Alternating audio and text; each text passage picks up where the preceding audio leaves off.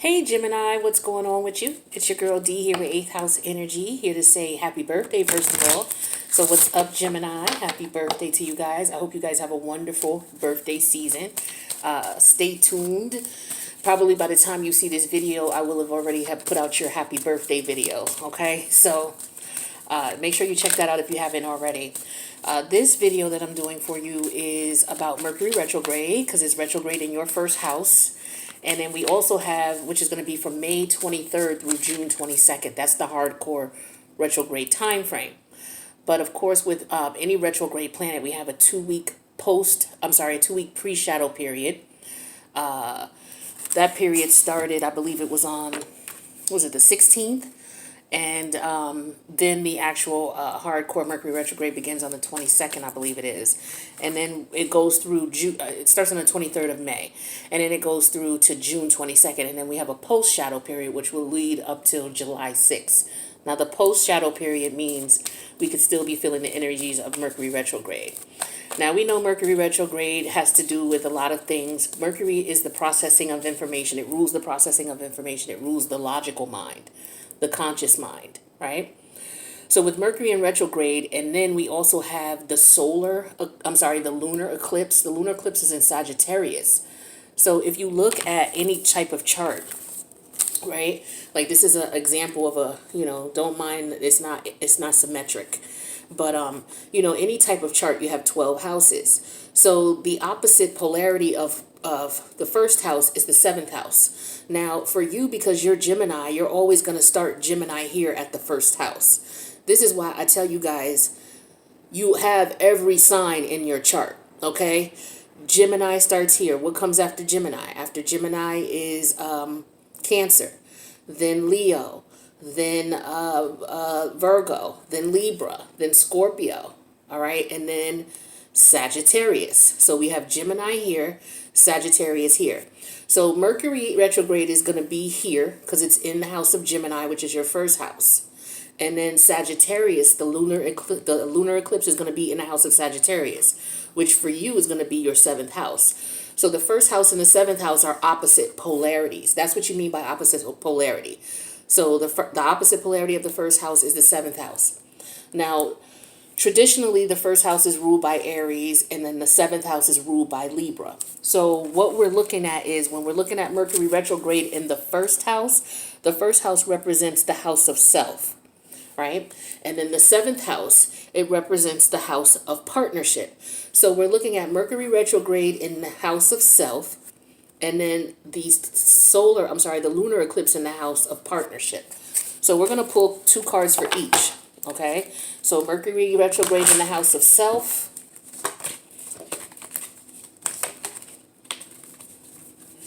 And then we have Sagittarius, the lunar eclipse in Sagittarius, which is the house of partnerships. Okay? So these are runes that I'm using. Runes have particular symbols that reflect a particular meaning.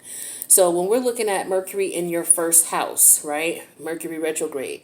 The first house, what does the first house deal with? It deals with the self, okay? The first house, it deals with energies that talk about how you present yourself and how others see you. It talks about your early environmental influences and your physical appearance and self-awareness. So with Mercury in retrograde there, let's look at the planet of Mercury. What's the definition of Mercury, or what does Mercury represent as far as the characteristics that you will see in your chart? So Mercury is the logical mind, which is another great thing. So you got Mercury here in your first house, which represents the logical mind. The opposite of it is the subconscious mind, which is what Sagittarius rules. So remember, we have Gemini here and Sagittarius here, okay? Because the lunar eclipse is in Sagittarius. So what we're dealing with Mercury, we're dealing with the conscious mind, and the opposite polarity of that is the subconscious mind. So when we have Mercury in retrograde, any planet that's in retrograde, what we're doing is we're stopping and reflecting. So reflecting on energy in the conscious mind, okay? Because that's what Mercury deals with, the logical mind, the conscious mind. So that's about your communication, how you interpret other people's communication. Communication doesn't just have to be verbal. It's how you communicate, because you know the first house deals with your physical appearance. That's how you communicate to the world. What you choose to wear and how you choose to wear it is a direct communication to the world about you. That is you communicating to the world. So if you come out with a wrinkled t-shirt on and some wrinkled jeans and what have you, you're communicating to the world that, you know what, I really don't care about my appearance at this particular time for whatever particular reason. Okay. If you come out all dressed up, the latest fashions, high end quality goods, Hermes bag, all that type of stuff, what you're communicating to the world is that you like fine, high quality luxury items, things like that. So those are things that tell people about your personality. That's what the first house does. It's how people perceive you, right? How you wear your hair, the hair color, the haircut, the hairstyle.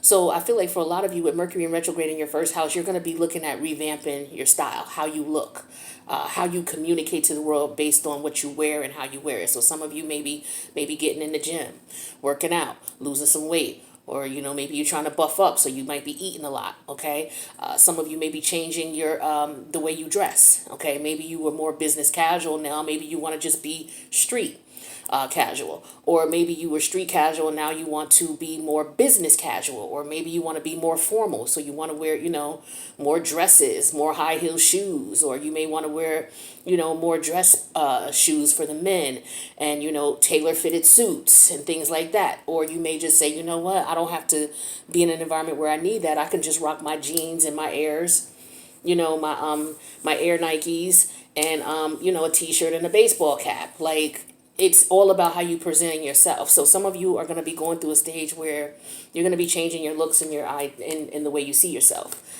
Now, in reference to that particular area of your life, we have the rune called Manaz, Mannaz. And here is what Manaz means. So if you want, you can pause this and read it through. But what this represents is the theme represents humanity. It's about the self, okay? Keywords: belonging, society, intellect, individual, human nature, humankind, magical workings, achieving personal growth, building healthy community, intellectual clarity, okay? Connecting to the higher self, okay? And the higher mind, or the conscious mind, is what's going on with the solar eclipse in Sagittarius, because the Sagittarius deals with the higher mind, right? So a lot of you, not only are you going to be looking at changing your the way you look, it's because you're changing your philosophy as far as yourself and your higher mind, okay? And so what you're doing is, with the house of Sagittarius, well, let's finish talking about the first house with Mercury. So individual members of a whole, social family responsibility, awareness of one's self, human thought, and rationality. So some of you with Mercury in retrograde are just going to be thinking about these things in reference to yourself. Okay, maybe wanting to fit in to belong, or do you want to belong? And maybe you don't want to belong in this environment anymore, so maybe you're going to change your outlook. In reference to, okay, so for example, say you were someone who worked a 9 to 5 and you used to wear business casual. Now maybe you don't work in that environment anymore, you work for yourself. So now you may be wanting to change your style of clothing where it reflects you personally. Like, some people may dress business casual because that's what's normal and that's what's accepted in the environment you were working in. Now that you work for yourself, if you want to dye your hair green, you can. If you want to get nose piercings, you can. If you want to get a tattoo on your face, you can, because you don't have to fit into the norms of society. And then it could be opposite, and that's because that is your philosophy. That's your spiritual or religious belief about you and what you want to do, and that represents Sagittarius. So some of you are going to be thinking about those things. So let's get a little bit of insight on that. Now, we do know Mercury, I'm not going to talk about the stereotypical stuff about lovers coming back and things like that, because, yeah, lovers are going to come back for some of you, or some of you may want to return to a lover. With the first house, it's definitely, it's going to be a reflection of people being attracted to you physically. So you may have some people who were attracted to you at one point. They may not be attracted to you anymore, or it may be vice versa. Okay, but we have that clarified with the King of Cups, which is Scorpionic energy. Now, Scorpionic energy is about transformation. Okay, so some of you are going to be doing transformation in this area because you're going to be focusing on taking better care of yourself, self-love. The King of Cups, when he focuses on self, he's very caring, very nurturing to himself. He pays attention to his emotional needs. So some of you may be reflecting on the fact that maybe you were in situations where you weren't paying attention to your emotional needs. Because you were dealing with people or had people in your environment who didn't care about your personal needs. So maybe because of that, you maybe didn't pay attention to it as much. But now you're looking back at that and you may be regretting that. That's for some of you. For others of you, this King of Coins, oh, this is the King of Coins. I said the King of Cups, which is Scorpio. All right, but you know what? Somebody needed to hear that message. So, moving on. So when we're talking about the King of Coin, this is Taurus energy. So this is all about providing stability. Okay, so this could be about in your logical mind in reference to, how you look, how you dress, the way you represent yourself. Maybe you were trying to doll up more. Like I said, somebody could be going shopping. People could be going shopping. They may want to look more responsible, more reliable. Maybe you got a job now in corporate America, and so maybe you want to look the part or whatever part. I won't say whatever part, but whatever you deem that looks like it's stable. Maybe you guys are in a position now where you want to settle down, okay, in relationships where maybe you didn't before. You could be thinking about that now. Maybe some of you are considering, being in relationships or being married, okay? So you could be changing your mindset about that, okay? Some of you may be dealing with areas of self-value and self-worth in past relationships and looking at that and deciding that you deserve better. So now you may be changing your whole attitude and your mentality in reference to why you deserve better. So what's going on is with the subconscious mind, okay, the lunar eclipse in Sagittarius, that deals with the subconscious mind. That deals with your conscious. Okay, it also deals with your spiritual and religious beliefs, like your philosophy in life. Okay, and how you go about doing things. And with the lunar eclipses represent eclipsing out a cycle. Okay, solar eclipses mean like new beginnings to new cycles. The lunar eclipse is you closing out the emotional aspect of changing your philosophies, changing your subconscious, changing the way you look at things. Okay, maybe being more optimistic. Maybe you weren't as optimistic before, maybe now you are. You're realizing that because you weren't as optimistic, certain things happened in your life. Or maybe because you were too optimistic and took too much of a risk, because that's what Sagittarius rules, maybe things didn't work out. So maybe for some of you, you're not going to be taking risks like that anymore. You're going to be more stable and reliable. So maybe some of you will hop, from city to city, state to state, and now maybe you won't. Maybe some of you were always planted. You were always stable in one environment, and now maybe with the solar eclipse, you're going to do something different. Maybe you're moving to another country, okay, or another city or another state, because Sagittarius rules foreign travel. So Gemini rules local travel. Okay, so local travel could be anywhere in the U.S. Maybe a lot of people now may be considering going overseas, whether it's to visit or whether it's to stay for a little while to work, because the King of Coins is about making money also. So maybe some of you are going to be working overseas, or maybe some of you are going to be going into, international commerce, doing business with people from other countries. Maybe you're considering that now. Mercury deals with communication. So maybe, that's what some of you are considering. So I'm just trying to there's like a lot of different contrasts and comparisons between the first house and the seventh house. And so this is all about yourself, and the solar eclipse or the lunar eclipse in Sagittarius is all about partnerships. Okay, because that's what the seventh house deals with. Right? So the rune that we have for that is called Kenaz. Kenaz or Kano. Okay, it represents the letter K. So here's the information on that. So of course you can pause that and read that. But it talks about, the theme is about a torch, a fire of knowledge, enlightenment. Didn't I just tell you Sagittarius had to do with the subconscious mind, and it has to do with your religion or spirituality, also your philosophy on life and your philosophy on things. Okay, so we're dealing with enlightenment, knowledge, education. Sagittarius deals with higher education as well. It deals with like your master's degrees, your PhDs. It also deals with passion and sexuality on fire, because you know Sagittarius is a fire sign. So this is all about gaining insight and knowledge, enhancing learning, raising energy or passion. So raising your vibration. Okay, so some of you are going through an ascension.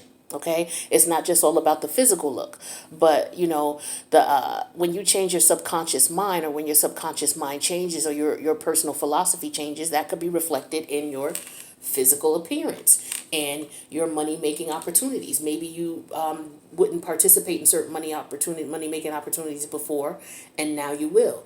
Or maybe, you know, before you were dealing in certain making opportunities, and because you changed your mindset or your philosophy, you're no longer dealing with that.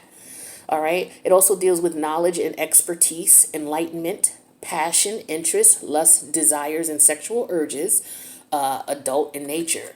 So this is what this energy represents for you guys. Let's get a little bit of clarity on that and see specifically how that might work for you. So again, eclipses are about closing out negative emotions, because the eclipses are the moon energy. The moon represents your intuition. It represents your creativity. Okay. And for a lot of you, you may be closing out subconsciously things that no longer work for you because you've learned. Sagittarius deals with wisdom. So wisdom comes from what? Experience. Okay. Intelligence comes from, you know, you learning by watching other people. Wisdom comes from experience that you went through yourself, right? So a lot of you have gone through some things. And you're looking back at that with the Mercury retrograde energy, and you are looking at what worked, what didn't work, because that's what the Mercury retrograde is all about. When a planet's in retrograde, you're looking at what worked, what didn't work, what do you need to change, and then when it goes direct, you put that into effect, right? So this is all about planning. So you don't want to start anything new during the Mercury retrograde. If you're going to do any type of contract work, make sure you read it over 3 times.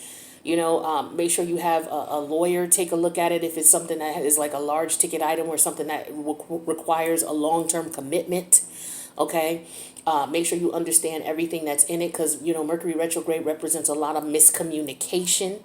Okay. Misunderstanding things. And it's not that you're not intelligent or you're not bright. It's just that because of the planetary alignments, something that you would normally understand just like that, or interpret, you know, one way just like that, because of the Mercury retrograde, you might interpret it differently. And then when the Mercury retrograde clears, you may look at that like, damn, why did I look at it like that? That don't even make no sense. Where was my head at? And it's because of the planetary alignments. Now with the Sagittarius lunar eclipse, all right, changing your philosophies, turning knowledge into wisdom, and then reapplying that, we have the strength energy in reverse. So some of you may have realized that you had to wrestle with some ideologies or some of your personal philosophies or religious or spiritual beliefs.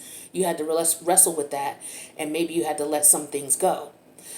Maybe it was very difficult for you to do that, but maybe because of what you're seeing, as far as, you know, what you've learned in your wisdom, you realize that maybe you were holding on to things that you shouldn't have, or maybe you were fighting things that were actually good for you, or it could have been vice versa. You could have been holding on to things that were bad for you, or not good for you, or not healthy for you. It also deals with drugs and drug addiction with the higher mind. Okay, when we talk about getting high, okay, we're talking about the higher mind. So Sagittarius has a lot to do with that. So for some of you, you know, maybe you're realizing that you have an addiction, okay, and that's something that you're having a hard time fighting, and that you may need to get some help. Okay, so that could be what you're dealing with the Sagittarius solar eclipse. Some of the things you could be dealing with the Sagittarius lunar eclipse. I keep saying solar. Damn. Lunar. Lunar is closing out cycles. I want to be clear. All right. So let's pull a card to see perhaps there is a planetary energy that you can use to help you to get through this. So let's see what that could be. All right, well, we're talking about complexity. The Quincux is a particular aspect in your natal chart, okay? And when there's a Quincux, there's usually two planets, and one end of the planet and the other end of the planet. Okay, so let me just say it like this. A quincux. So here's the top part of the card, the bottom part. This is the quincux, the line between the two. So here's one planet up here, and then here's another planet here, right? So the distance between the two, or the line between the two, represents the quincux. The actual distance is like 150 degrees for those of you who are a little bit more versed in astrology. So there could be a planet here and a planet here, and the energies between the two planets, because they're attached, when it's a quincux, it's difficult because it could be a challenge.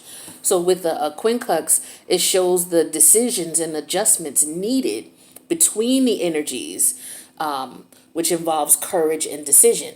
So for some of you, if it's all about changing your religious beliefs and your ideologies because maybe they no longer fit you, or maybe for some of you, maybe it could be drug addiction and the lifestyle you were living because it no longer fits you, and it represents how people saw you, which is your first house. So some of you are looking at that and you're learning from some of the relationships that you were in. Maybe there were relationships that didn't last because of those behaviors that needed to be eclipsed out. So maybe you're realizing that now and you're going to work on that. Okay, but some of you are going to at least think about it. Let's put it that way. So with the quincux energy, it represents complexity. So it represents you trying to find a balance between the two.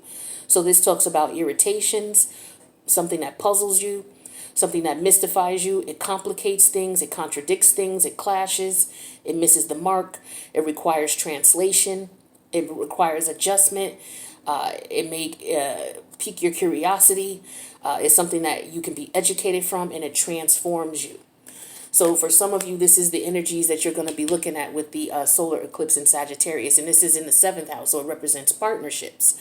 So you're going to be looking at this in the different types of relationships, whether it's your personal relationship with your friends, whether it is a business relationship or with your colleagues and your coworkers or your business partners and associates, or whether it is a love relationship between you and your intimate partner, or whether it is a relationship with your family members, okay? The 7th house rules all those types of relationships. It also rules political affiliations, and it rules the legal system as well.